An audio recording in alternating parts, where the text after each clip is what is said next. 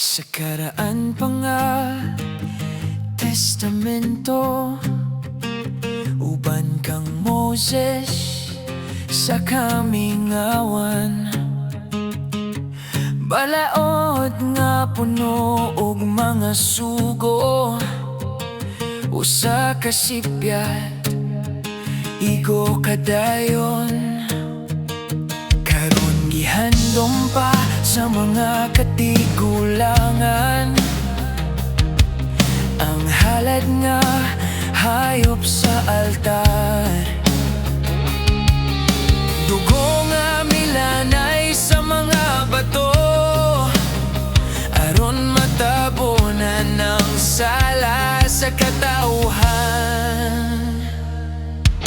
Apan karon duha na lang kasugo, duha ka pulong nga mo sangkap sa kasing-kasing ko. Higugmaa ang Diyos sa tanang kusog nimo, higugmaa ang silingan sama sa kaugalingon mo. Duha ka sugo, pero bugat kung way gugma sa sulod nimo.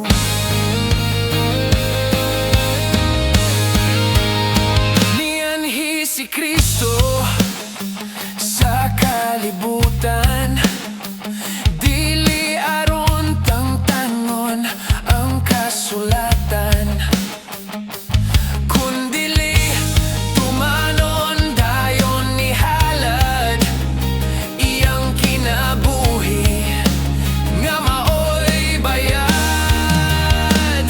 Wala na'y halad nga karnero, kay siya na mismo nga kordero. Balaod nga gisulat sa bato, karong gisulat na sa kasing-kasing nato. Mao nga duha na lang kasugo, duha ka dalan nga nagtagbo sa krus nimo.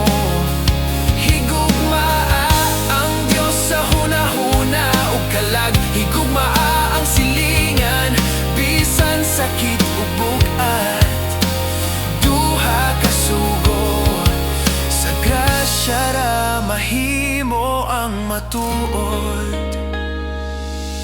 Dili